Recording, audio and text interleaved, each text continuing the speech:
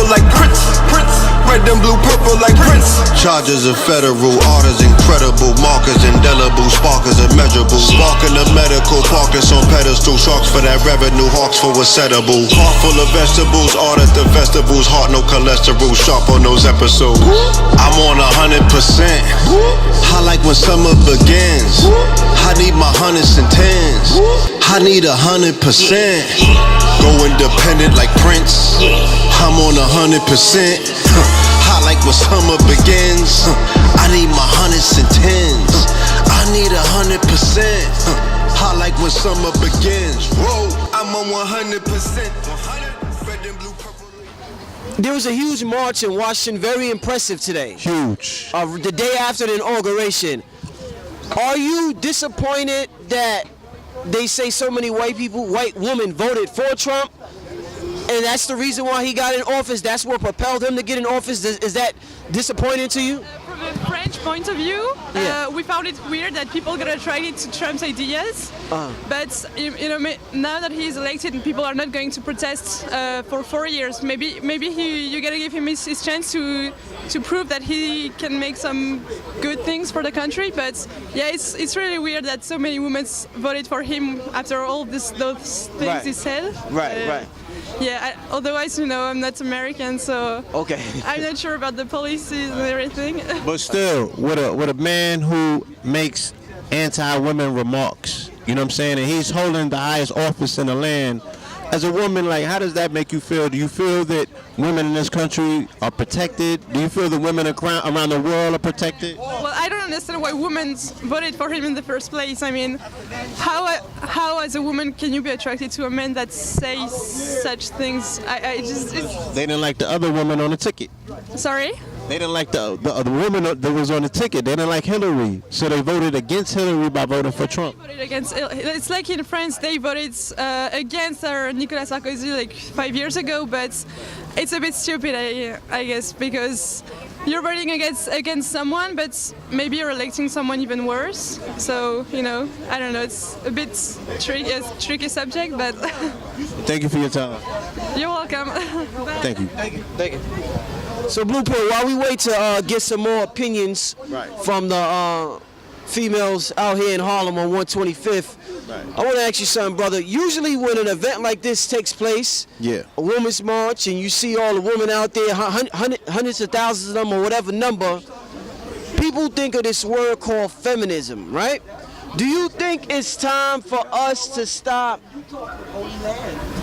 looking at just because a woman is marching for women's rights, just because a woman don't like that her president said he grabs him by the pussy, or he calls the candidate a nasty woman, and just because she decides to march in Washington, is it wrong for us to automatically label her a feminist, or automatically say, uh-oh, they on that anti-black man, Gloria Steinem woman movement? Is that kind of closed-minded of brothers to say? Yeah, it's generalizing, you know what I'm saying?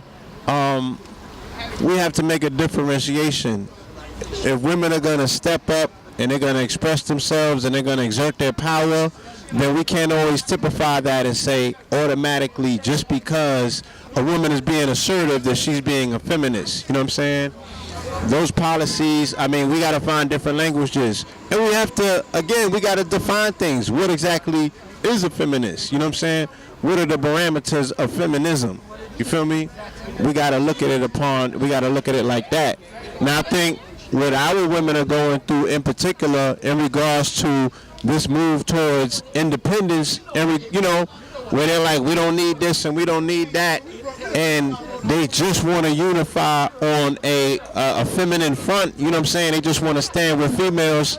I think that the reality of that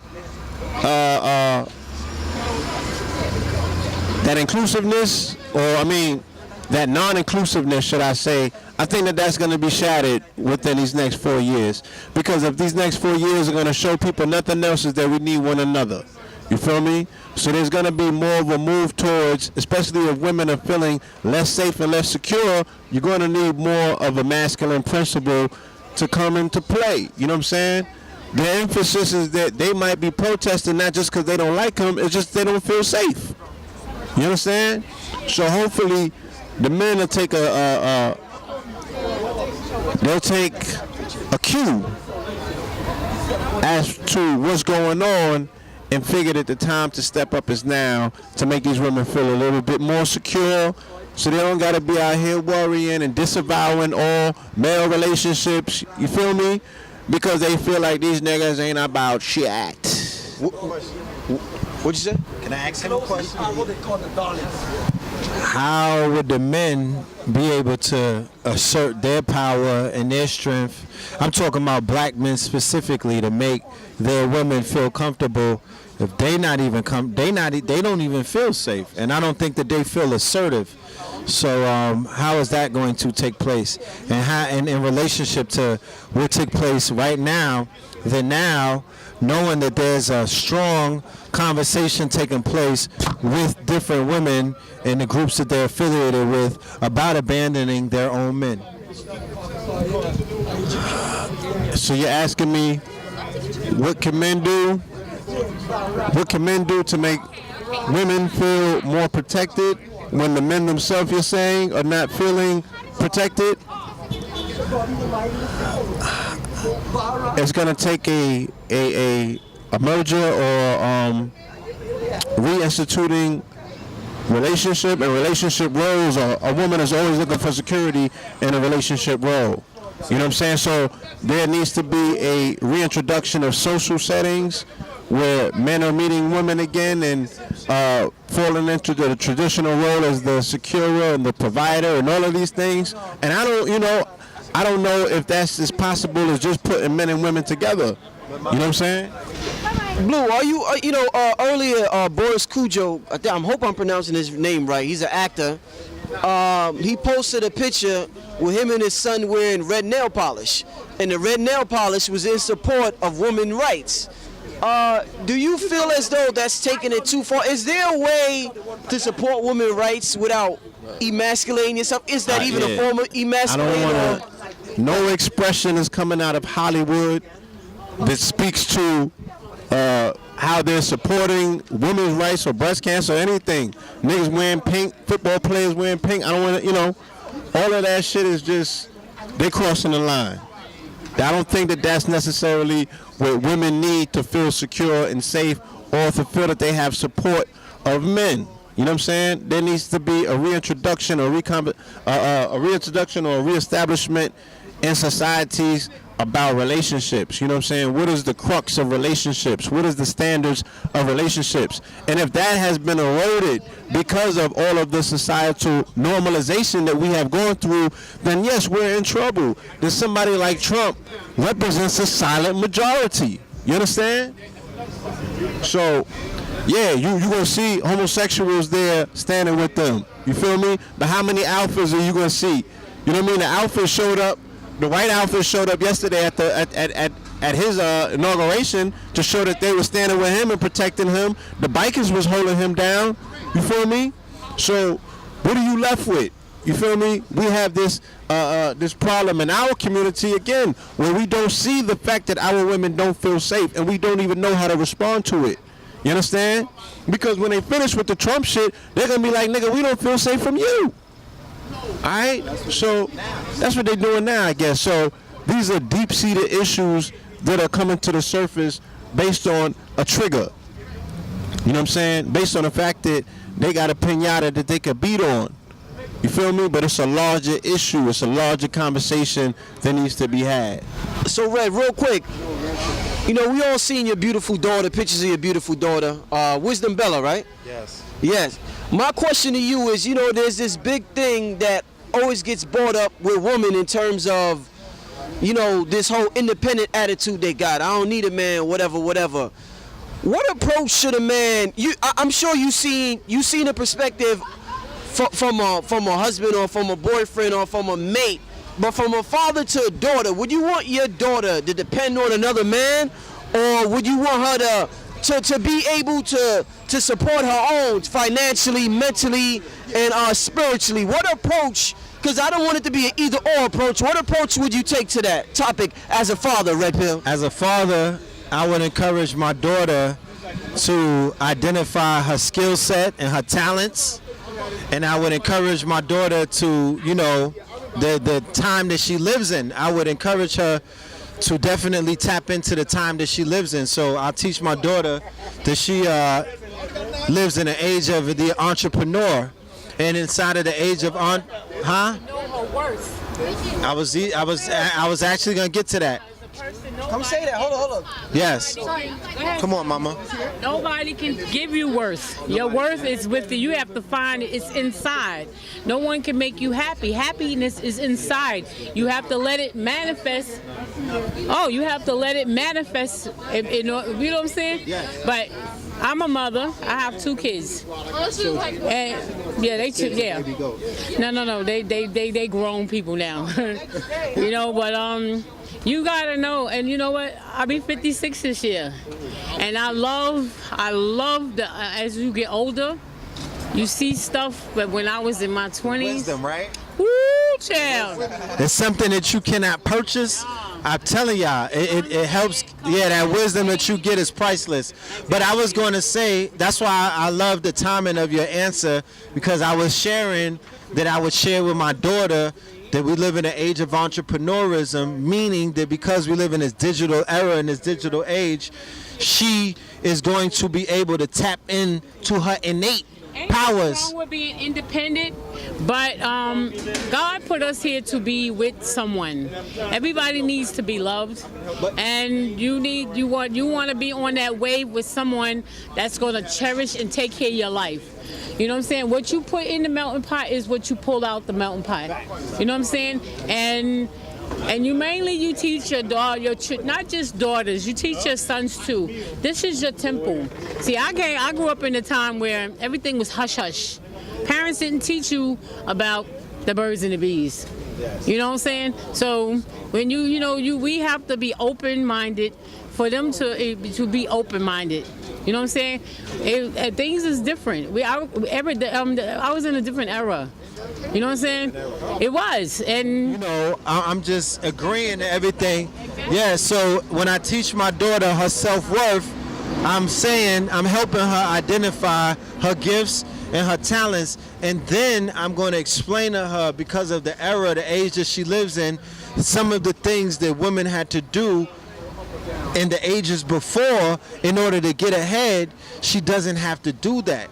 Now, there's been, you know, when we watch like Unsung and all of these things, we hear these horror stories of some of our greats, Billie Holiday, Cassandra Wilson, some of these other people, and you know, they talk about some of the horrors that took place on the casting couch, you know, some of the things that took place maybe in the green room at the Apollo, some of the advances that men who were controlling these industries were making towards women to move ahead, right?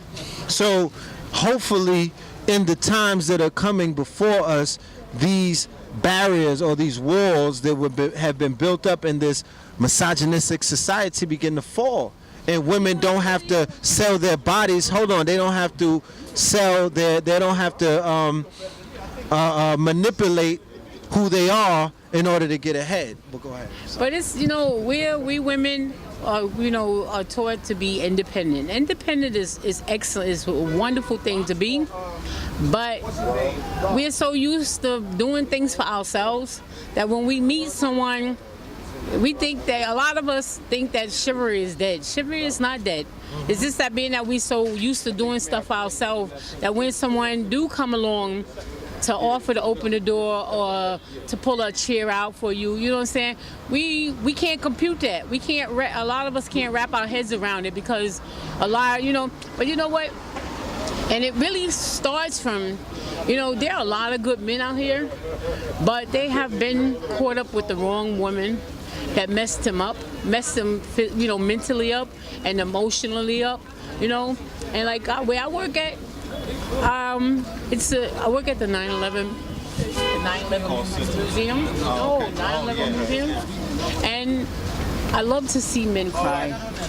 I love to see a man cry, because that's a part of him, you know, that right. But a lot of women, men like to be in the comfort of a woman that can embrace that.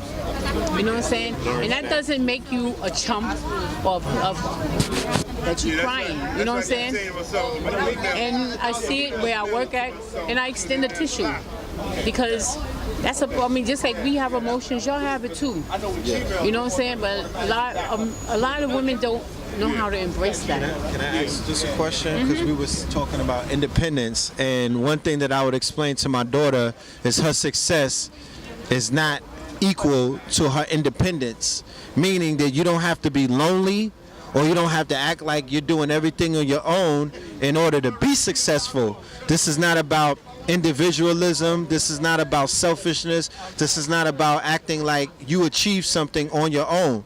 Because the majority of women that I know that say independence, they work for a European, right? They have a boss, meaning that they have a boss. Usually, most of the time, it's a European man or woman. So that eradicates the whole idea of independence, because independent in its definition is That's you another don't level of independence. You don't want to discredit them for. There's a good man, there's a good woman. No doubt. But I would explain to my daughter Thank you. that there's Thank a power in union. There's a power Definitely. in union, Yeah, but meaning that like so much dividing is going on around, in the world. I mean, it's you know it's hard to really hard to love thy neighbor. I love thy, you know what I'm saying? But that's what makes the love even stronger, though. What is, if there were no challenge, then how could you test your faith? How could you test your love? So with the division going on in the world, like you said, you come from somewhere. You know where you come from. These younger women maybe not, because the foundation is different, but you have a foundation, and your foundation your foundation was predicated off of that union. Yeah, but they'll get that too. They'll get it one day. No doubt. If they live that long. Thank you, sis. Let me tell you, I see a lot of women be like, oh, with your old ass. I said, honey, you better hope that you get to it there. exactly, because I love my 55 and hope to see another 55. Exactly. In 4 months, I'll be 56. When I tell people that, and look, I got gray hairs. Indeed. And they be like, and I get a line of white people be like, oh, what do you do to your skin? Dove! Yeah. Well, I went to the Million Man March what was that? Was that last year? 10, 15? 15, yeah. And I went with my brothers, right? 2 years ago. That was 15. It was 2 years ago. I went with my brethren, I went with my brothers, and we saw women out there. It wasn't, you know what I mean? Because there was a lot of men. It wasn't that we were trying to be gay, or we were trying to be the boys club, or we were trying to keep women out on some Greco-Roman shit. No, we went as men and answered a call, and we went to go discuss situations that men needed to discuss at that time, and all women were invited as well as children. But what we were saying was, if anything were to, one of the main agendas on the table, you know what I mean, was justice or else. That's what Farrakhan was talking about. So you can't have it both ways. If I didn't want nobody calling me a sexist or a misogynist for being in a sea of men, I would not dare say anything to my sisters for being in a sea of women. Now, I shared with you before, Rich, that I was privy to being in a relationship with a sister who I watched personally get radicalized by the whole feminist movement. And the shit was scary, right? And I was appreciative of being able to be a fly on the wall while I listened to the talking points that these women were sharing. Because I needed to hear I needed to hear what was going on, and I needed to hear, and I needed to see how a person who I thought that I knew, how it was affecting her. So, I mean, women are exposed to all kind of shit on the internet, right? They're exposed to all kind of messages. So if my woman went to a march where she was exposed to all kind of messages, it's the same thing. Like, it's not that it's gonna poison her mind and she's gonna hate men and I gotta delouse her and, you know what I'm saying, deprogram her before she comes through the door. She gotta get quarantined in the fucking man cave before we get back together. No, like, women got all kind of shit coming at them. They got the nigga world coming at them. They got the thought world creeping up on them. You know what I'm saying? They got A Jesus. They got Young and May world. creeping up on them. You know what I mean? They getting Trump. You know what I mean? All kind of shit coming at them. So for them to go and be amongst their sisters, can we interview you about the march today, real quick? I know we need to get your first-hand perspective. Let's talk about it. It was beautiful. Yes. What did you walk away from the march? What changed? I've walked away hoping that all the people who came out would stay active and resistant and not just say that was a great march. Indeed. Can I ask you something? Indeed. Yes. As a white woman, they say that the majority of Trump voters were also white women and put them in the White House. What do you think changed from November to now that so many women are responding to this call to say we need to stand up and speak about this? You know, I really don't know that it has changed, right? I mean, I'm here visiting my son, my family. I'm not a New Yorker. I don't know if the majority of white women in New York voted for Trump, right? I mean, I understand the numbers I've heard are about the number of white women nationally voted for Trump, and I think New York did not go for this. I prefer to call him Voldemort or some kind of, ultimate evil. I don't even like to say that word. So I don't know that anything has changed. One would hope that it would change. And as a white person, I want to say, we have really messed up, and we live with that. Now, I'm sorry. No. Yeah. This is cool. No, it's not. As a woman in this country, do you think that it's sending a wrong the wrong messages being sent to the inhabitants of this country if the person is holding the highest office in the land is a self-avowed racist and sexist? Do you feel safe in this country? Absolutely not. Absolutely not. I mean, it's all about where we have to be here together. Black, white, brown, Asian, gay, straight, trans, all different religions, Islams, Christians, Jews, Buddhists, Hindus. Right. Yes. So from your assessment, because you were there, and you've probably seen a lot of different things in this country, do you feel these next 4 years is pretty much gonna bring people a lot closer as opposed to dividing them? I'm very scared about what the next several years will bring. I mean, the best thing that come would people would rise up and understand, oh my God, we made a big mistake, and bring closer. I'm not sure that's going to happen. I don't want to be negative, but I'm very afraid that people will just let things go and, okay, this doesn't affect me, that doesn't affect me, this other thing doesn't affect me. I hope that's not the case, but I do fear that could be one result of the divide and conquer even more. Thank you for Appreciate it. We've seen hundreds of thousands of people show up for this rally. The question we want to know is, if so many white women showed up, what about the white women that got Trump in?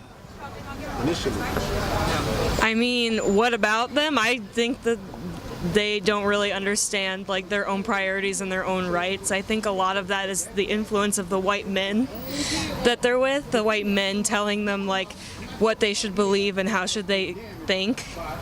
For me personally, but and sometimes white women, they claim to be Republican for fiscal reasons, but I really don't think that they're supporting themselves and their rights. And I feel like we need to have more one-on-one conversations with people who have that kind of thought process, so we can understand what they're thinking and tell them what we think, and kind of have a more open discussion about the issue. Do you think that his plans of separating people might backfire in this next 4 years? Do you think that having someone who's pretty much an open racist and sexist sitting in the White House, is that going to pull people together more than separate them? I felt today definitely very pulled together with everyone from every sort of background, a huge support from everyone. Even on the trains today, everyone was super courteous to each other, and if they ran into each other, everyone would Grand Central was just a complete mess, and everyone was super respectful of each other. I don't know. I felt like it did, but yeah. Appreciate you. Thank you. Yeah, Thank you for your time. All right. Take care. So to close it out, Blue, is getting late. We about to get out of here. Thanks for everybody for tuning in. Take it into consideration, you know, all the stuff we heard out of this man the last 6 months, whether it's him grabbing pussy, whether it's him kissing a woman when he wants, whether it's him, because, you know, a lot of communication is nonverbal. And with him with his predatory stance over Hillary Clinton, the way he was looking at her at the debates and walking behind her without a respect for space, or him calling her a nasty woman, the first relationship any man has with a woman is with his mother. His mama. So everybody that know the pills know the importance of mama pill. Talk to them, close it out with the family before a brother or a white dude or whoever dude even meets a female, or a female even meets a man. The first relationship you ever have is coming out the vagina. And you and your mother holding you. That's that interaction. I guess in the womb you have the interaction. But talk about the importance of the relationship in terms of mother, son, or mother and child, period. Well, I mean, those first 7 formative years from the age of 0 to 7, right, is what is pretty much is going to be the that's going to be the formulation process of who you are. That's going to be your foundational principles. But even prior, before that, like you said, the whole inception period, those 9 months of gestation, when the child is in the stomach and is going through what it's going through, you know, whether the mother is showing love for that child, you know what I'm saying, whether the father is speaking to that child, you know what I mean. The hate you give little infants fucks everyone. That's not only precipitated amongst melanated baby, that's Europeans as well. So even if, like the brother I was talking about yesterday, you need to go and see American Psycho.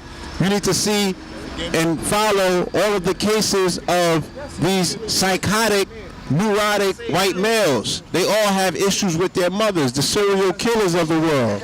You feel me? And just even this whole aspect of what we look at in society in regards to how the European, right, is dealing with the melanated man. Those are daddy issues. Those are mama issues to begin with. So a lot of, even when we look, this misguided aspect of what we term racism, that shit is just genetic mommy issues with the fact that, you know, this white man has been abandoned from his original parents to begin with, okay? And he's striking out. Even that video we saw with the sister that stood up and she checked Richard Spencer, right? When he was at the majority of footages that I see where white boys get sat down, it's by black women. You feel me? It's by the black woman who knows what that dynamic in that relationship is. I've asked this question continuously and I still haven't got an answer. If he said that you were subspecies in an animal and a beast, why was he putting his baby on your mother's nipple in the big house?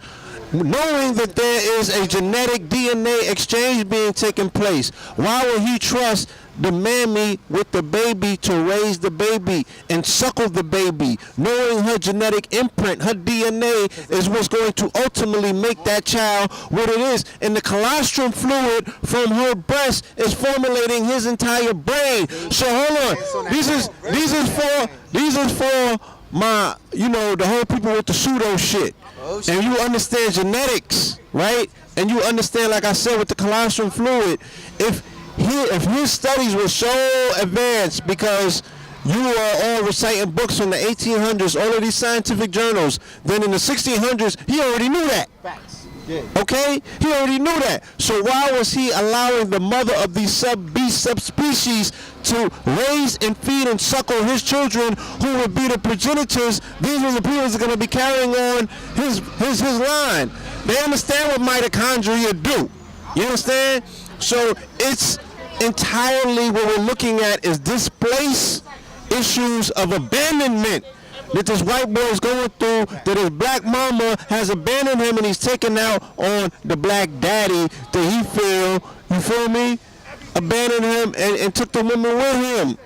Left him in the wild to fend for himself.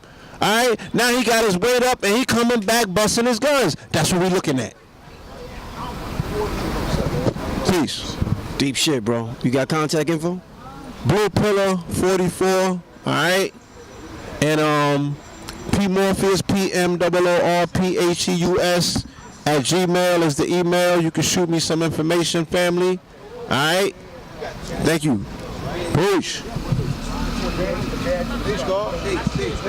Brother Red Pill, the Mark 125th at Gmail. All right? Peace. One.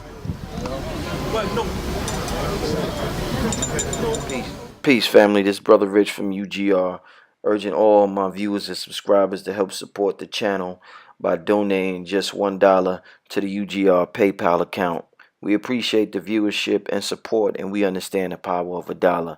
If you benefit in any way, shape, or form, we ask that you donate $1, whether it be monthly, bi-monthly, quarterly, or yearly, so that we can build our brand to compete with the NBCs, the MTVs, and the Foxes of the world.